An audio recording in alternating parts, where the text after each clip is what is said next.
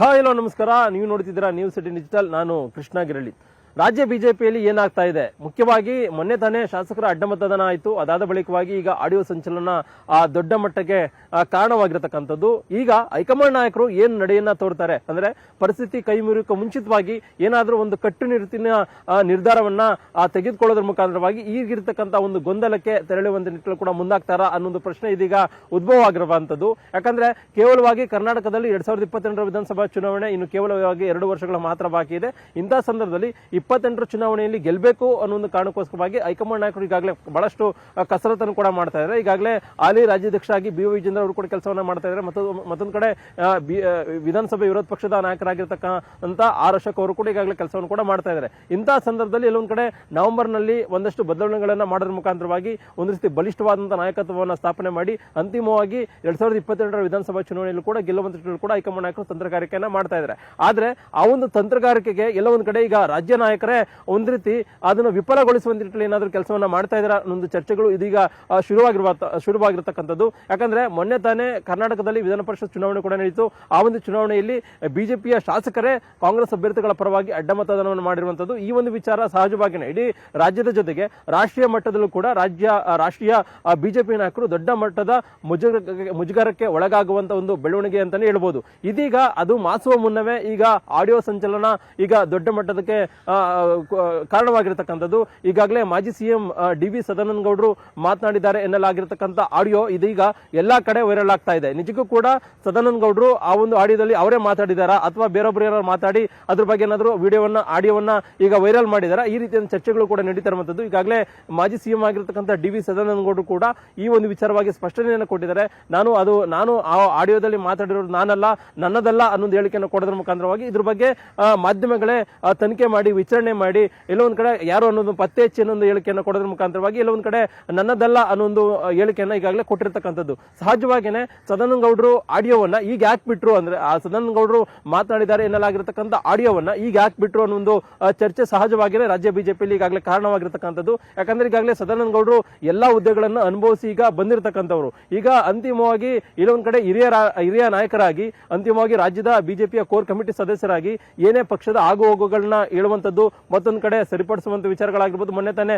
ಅಡ್ಡ ಮತದಾನ ಮಾಡಿದಂತ ಸಂದರ್ಭದಲ್ಲಿ ಕಾಂಗ್ರೆಸ್ನ ನಾಯಕರ ಜೊತೆಗೆ ನಮ್ಮ ಪಕ್ಷದ ಕೆಲ ಶಾಸಕರು ಒಂದಷ್ಟು ಎಲ್ಲೋ ಒಂದ್ ಕಡೆ ಹೋಟೆಲ್ ನಲ್ಲಿ ಸೇರ್ಕೊಂಡು ಸಭೆಯನ್ನ ಮಾಡಿರೋ ಒಂದು ವಿಚಾರವನ್ನು ಕೂಡ ಅವರು ಹೇಳೋದ್ರ ಮುಖಾಂತರವಾಗಿ ಬಹಿರಂಗಗೊಳಿಸುವಂತ ಒಂದು ಕೆಲಸವನ್ನು ಕೂಡ ಮಾಡಿದ್ರು. ಅಂದ್ರೆ ಪಾರ್ಟಿಯಲ್ಲಿ ಏನಾದ್ರು ಏನೋ ತಪ್ಪುಗಳಾದ ಸಂದರ್ಭದಲ್ಲಿ ಅದನ್ನು ಎತ್ತಿಡುವಂತದ್ದು, ಪ್ರಶ್ನೆ ಮಾಡುವಂತ ಒಂದು ಕೆಲಸವನ್ನು ಕೂಡ ಈಗಾಗಲೇ ಸದಾನಂದ ಗೌಡರು ಕೂಡ ಮಾಡ್ತಾ ಇದ್ರು. ಅಂತಹ ಸಂದರ್ಭದಲ್ಲಿ ಅಂತಹ ನಾಯಕರಾಗಿರ್ತಕ್ಕಂಥ ಸದಾನಂದ ಗೌಡರಿಗೆ ಈಗ ಯಾಕೆ ಆಡಿಯೋವನ್ನ ಬಿಡುಗಡೆ ಮಾಡಿದ್ರು? ಒಂದ್ ವೇಳೆ ಈ ರೀತಿ ಸದಾನಂದ ಗೌಡರು ಮಾತಾಡ್ತಾ ಇದ್ದಾರೆ ಅನ್ನೋ ಕಾರಣಕ್ಕೋಸ್ಕರವಾಗಿನೇ ಅವ್ರನ್ನ ಸಹಿಸದಂತಹ ವಿರೋಧಿಗಳು ಈ ರೀತಿಯಿಂದ ಆಡಿಯೋವನ್ನ ಬಿಟ್ರ, ಅಥವಾ ಏನಾದ್ರೂ ಅಡ್ಡಮತದಾನ ಮಾಡಿರ್ತಕ್ಕಂಥ ಒಂದು ಶಾಸಕರೇ ಇಲ್ಲೊಂದ್ ಕಡೆ ನಮ್ಮ ವಿಚಾರ ಗುಟ್ಟು ರಟ್ಟಾಯಿತು ಅನ್ನೋ ಒಂದು ಆತಂಕದಲ್ಲಿ ಆ ಒಂದು ಶಾಸಕರೇ ಆ ಒಂದು ಆಡಿಯೋವನ್ನ ಬಿಟ್ರ, ಅಥವಾ ಇತ್ತೀಚೆಗೆ ಸಾಕಷ್ಟು ಸುದ್ದು ಮಾಡ್ತಾ ಇದ್ದಾರೆ ಸದಾನಂದ ಗೌಡರು, ಆ ಕಾರಣಕ್ಕೋಸ್ಕರವಾಗಿ ಅವ್ರನ್ನ ಏನಾದ್ರೂ ಒಂದ್ ರೀತಿ ಅವ್ರ ಬಾಯಿ ಮುಚ್ಚಿಸಬೇಕು ಅನ್ನೋ ಕಾರಣಕ್ಕೋಸ್ಕರವಾಗಿ ಈ ಒಂದು ಆಡಿಯೋವನ್ನ ಬಿಟ್ರ. ಹೀಗೆ ಸಾಕಷ್ಟು ಚರ್ಚೆಗಳು ಈಗ ರಾಜ್ಯ ಬಿಜೆಪಿಯಲ್ಲಿ ತೊಡಗ್ತಾ ಇರುವಂತದ್ದು. ಅದು ಬಹಳ ಪ್ರಮುಖವಾಗಿ ಹಾಲಿ ರಾಜ್ಯಾಧ್ಯಕ್ಷ ಆಗಿರ್ತಕ್ಕಂಥ ಬಿ.ವಿ. ವಿಜೇಂದ್ರ ಅವ್ರನ್ನ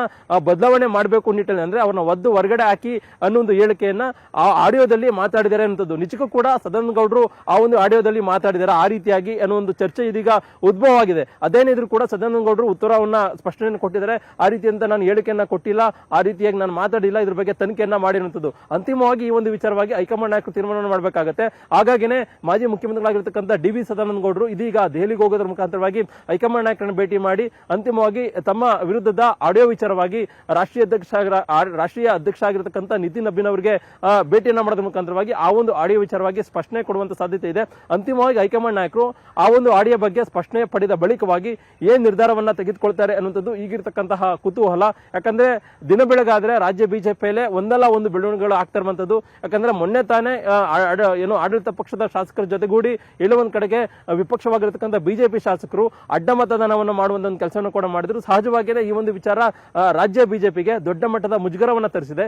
ಇದಾದ ನಂತರವಾಗಿ ಈಗ ಏನು ಆಡಿಯೋ ಬಾಂಬ್ ಈಗ ಎಲ್ಲೊಂದ್ ಕಡೆ ಸ್ಫೋಟಗೊಂಡಿರ್ತಕ್ಕಂಥದ್ದು. ಹಾಗಾಗಿ ಈ ಒಂದು ಆಡಿಯೋ ವಿಚಾರದಿಂದಾಗಿ ಸಹಜವಾಗಿನೇ ಅಂದ್ರೆ ರಾಜ್ಯ ಬಿಜೆಪಿ ನಾಯಕರು ಎಲ್ಲರೂ ಕೂಡ ಒಟ್ಟಾಗಿ ಹೋಗೋದ್ರ ಮುಖಾಂತರವಾಗಿ ಕಾಂಗ್ರೆಸ್ ಪಕ್ಷವನ್ನು ಅಣಿಯುವಂತ ಒಂದು ಕೆಲಸವನ್ನು ಮಾಡಬೇಕು. ಆದ್ರೆ ಇಂತಹ ಸಂದರ್ಭದಲ್ಲಿ ಇಲ್ಲ ಒಂದ್ ಕಡೆ ಆಡಳಿತ ಪಕ್ಷಕ್ಕೆ ಆಹಾರ ಆಗೋ ರೀತಿಯಾಗಿ ಬಿಜೆಪಿ ನಾಯಕರು ನಡ್ಕೊಳ್ತಿರ್ತಕ್ಕಂಥ ಒಂದು ಸಂದರ್ಭದಲ್ಲಿ ಸಹಜವಾಗಿಯೇ ರಾಷ್ಟ್ರೀಯ ನಾಯಕರಿಗೂ ಕೂಡ ಈ ಒಂದು ವಿಚಾರ ಒಂದು ರೀತಿ ದೊಡ್ಡ ಮಟ್ಟದ ಮುಜುಗರಕ್ಕೆ ಕೂಡ ಕಾರಣವಾಗಿರ್ತಕ್ಕಂಥದ್ದು. ಆ ಕಾರಣಕ್ಕೋಸ್ಕರವಾಗಿ ಇವೆಲ್ಲವನ್ನು ಕೂಡ ಗೊಂದಲವನ್ನ ಸರಿಪಡಿಸುವಂತ ನಿಟ್ಟಿನಲ್ಲಿ ಒಂದಷ್ಟು ಕಠಿಣವಾದಂತಹ ನಿರ್ಧಾರವನ್ನ ಕೈಗೊಳ್ಳುವಂತ ನಿಟ್ಟಿನಲ್ಲಿ ಕೂಡ ಹೈಕಮಾಂಡ್ ನಾಯಕರು ಮುಂದಾಗ್ತಾ ಇರ್ತಕ್ಕಂಥದ್ದು. ಹಾಗಾಗಿನೇ ಈ ಒಂದು ಆಡಿಯೋ ವಿಚಾರವಾಗಿ ಒಂದಷ್ಟು ವರದಿಯನ್ನು ತೆಗೆದುಕೊಳ್ಳೋದ್ರ ಮುಖಾಂತರವಾಗಿ ಅಂತಿಮವಾಗಿ ಸದಾನಂದ ಗೌಡರು ಏನಾದರೂ ಮಾತಾಡಿದ್ರ ಅಥವಾ ಬೇರೆಯಾದರೂ ಆಡಿಯೋ ಬಿಟ್ರ ಹೀಗೆ ಒಂದಷ್ಟು ಚರ್ಚೆಯನ್ನು ಮಾಡೋದ್ರ ಮುಖಾಂತರವಾಗಿ ಒಂದ್ ವೇಳೆ ಏನಾದ್ರು ಸದಾನಂದ ಗೌಡ್ರೆ ಈ ಒಂದು ಆಡಿಯೋದಲ್ಲಿ ಮಾತಾಡಿದರೆ ಅಂತದ್ದು ಏನಾದ್ರು ಸಾಬೀತಾಯಿತು ಅಂತಂದ್ರೆ ತಮ್ಮ ಆಂತರಿಕ ಮೂಲಗಳಿಂದಾಗಿ ಸದಾನಂದ ಗೌಡರು ವಿರುದ್ಧವಾಗೂ ಕೂಡ ಅಂತಿಮವಾಗಿ ಹೈಕಮಾಂಡ್ ನಾಯಕರು ಯಾವುದೇ ರೀತಿಯಾದಂತಹ ಒಂದು ಕ್ರಮವನ್ನ ಕೈಗೊಳ್ಳುವಂತ ಸಾಧ್ಯತೆ ಕೂಡ ಇರುವಂತದ್ದು. ಆ ಮುಖಾಂತರವಾಗಿ ಕಟ್ಟುನಿಟ್ಟಿನ ಒಂದಷ್ಟು ಅಂದ್ರೆ ಈಗಾಗಲೇ ಶಿಸ್ತಿನ ಪಕ್ಷ ಅಂತಂದ್ರೆ ಅದು ಬಿಜೆಪಿ. ಇಂತಹ ಸಂದರ್ಭದಲ್ಲಿ ಈ ರೀತಿಯಾದಂತಹ ಗೊಂದಲಗಳು ಉಂಟಾಗ್ತಿರತಕ್ಕಂಥ ಸಂದರ್ಭದಲ್ಲಿ ಈ ಒಂದು ಗೊಂದಲಕ್ಕೆ ಕಡಿವಾಣ ಹಾಕಬೇಕು ಅನ್ನೋ ಕಾರಣಕ್ಕೋಸ್ಕರವಾಗಿ ಸದಾನಂದ ಗೌಡರು ಆಗಿರ್ಬೋದು ಮತ್ತೊಂದು ಕಡೆ ಅಡ್ಡ ಮತದಾನ ಮಾಡಿರ್ತಕ್ಕಂಥ ಒಂದು ಶಾಸಕರ ವಿರುದ್ಧವಾಗಿ ಬರುವಂತ ದಿನಗಳಲ್ಲಿ ಒಂದು ಕಠಿಣವಾದಂತಹ ಒಂದು ಶಿಸ್ತು ಕ್ರಮವನ್ನ ಕೈಗೊಳ್ಳೋದ್ರ ಮುಖಾಂತರವಾಗಿ ಅಂತಿಮವಾಗಿ ಒಂದು ಸಂದೇಶವನ್ನ ರಾಜ್ಯ ಬಿಜೆಪಿ ಕಳಿಸ್ಕೊಟ್ಟು ಇನ್ನು ಮುಂದೆ ಯಾವುದೇ ಕಾರಣಕ್ಕೂ ಕೂಡ ಈ ರೀತಿಯಾಗಿ ಆಗದೇ ರೀತಿಯಾಗಿ ನಡೆದುಕೊಳ್ಳಿ ಅನ್ನೋ ಒಂದು ತಕ್ಕವಾದಂತಹ ಒಂದು ಸಂದೇಶವನ್ನ ಹೈಕಮಾಂಡ್ ನಾಯಕರು ಈಗ ರಾಜ್ಯ ನಾಯಕರಿಗೆ ಕೊಡ್ತಾರೆ ಅಂತದ್ದು ಈಗಿರ್ತಕ್ಕಂಥ ಒಂದು ಕುತೂಹಲ. ವಿಡಿಯೋ ಇಷ್ಟ ಆದ್ರೆ ಲೈಕ್ ಮಾಡಿ, ಶೇರ್ ಮಾಡಿ, ಹಾಗೆ ಸಬ್ಸ್ಕ್ರೈಬ್ ಮಾಡೋದನ್ನ ಮರಿಬೇಡಿ. ನಿರ್ಭೀತ, ನಿಷ್ಪಕ್ಷಪಾತ, ವಿಶ್ವಾಸಾರ್ಹ ಸುದ್ದಿಗಳಿಗೆ ಮತ್ತೊಂದು ಹೆಸರಾಗಿರುವಂತ ನ್ಯೂಸ್ 18 ಕನ್ನಡ ಈಗ ಆಪ್ನಲ್ಲೂ ಲಭ್ಯವಿದೆ. ದಯವಿಟ್ಟು ಇಲ್ಲಿರುವ QR ಕೋಡ್ ಅನ್ನ ಸ್ಕ್ಯಾನ್ ಮಾಡಿಕೊಂಡು ಆಪ್ ಅನ್ನ ಡೌನ್ಲೋಡ್ ಮಾಡೋದಕ್ಕೆ ಮರಿಬೇಡಿ. ನಿಮ್ಮ ಬೆಂಬಲ ಹೀಗೆ ಸದಾ ನಮ್ಮೊಂದಿಗಿರಲಿ. ಧನ್ಯವಾದ.